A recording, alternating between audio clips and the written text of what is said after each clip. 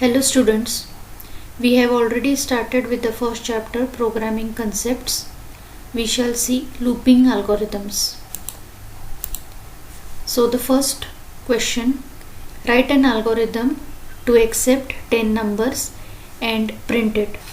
So from the given question you can understand that we have to accept and print 10 numbers, which means accept statement and print statement have to be executed 10 times.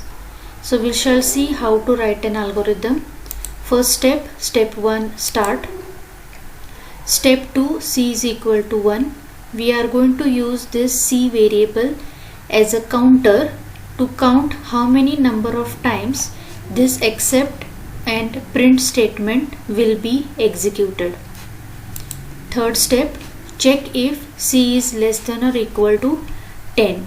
We are using this condition to keep a check on how many times the accept and print statement will be executed. If this condition is true, we will go to step number 4. If the condition is false, we will go to step number 8. Then we are going to accept any number into the variable n and we are going to print it. We are going to increment the counter value and again check for the loop. This particular loop will be executed 10 times. So we'll take an example and trace the algorithm. 1, c is equal to 1. Is 1 less than or equal to 10? Yes. Go to step number 4. Read any number n. So suppose if I input value 5, it will get stored in the variable n, and print n means print 5 will get printed on the screen. C is equal to 1 plus 1. Now the value of c will become 2. We have to check it, so we'll go back to step number 3. Is 2 less than or equal to 10? Yes. Go to step number 4.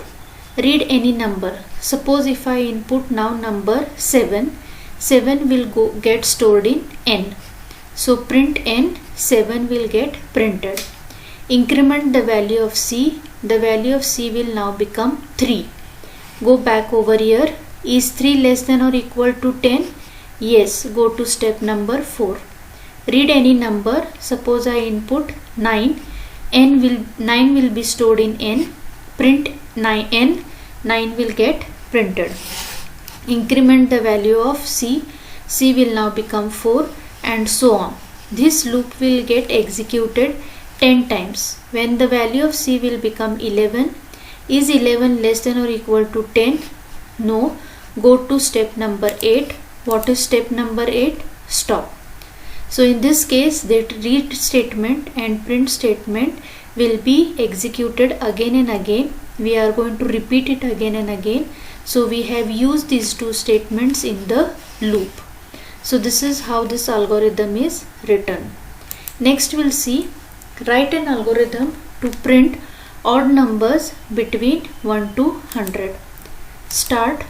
We are going to count numbers from 1 to 100. So in this case we are using the variable c to check the numbers from 1 to 100. Check if c is less than or equal to 100. Then if yes, go to step number 4.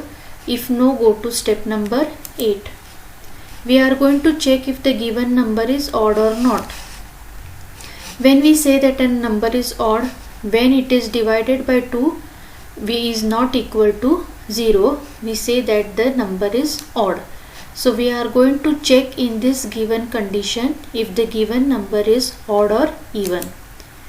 Yes, go to step number 5. No, go to step number 6. If the given number is odd, we are going to print it and go to the next number. Increment the number, go back to the loop. Check if the given number is less than or equal to 100. Yes, this will be continued for 100 times. When the value of c will become 101, is 101 less than or equal to 100? No. Go to step number 8, that is stop. So in this case two statements, that is checking if the condition, for the condition the number given is odd or not, and printing the number.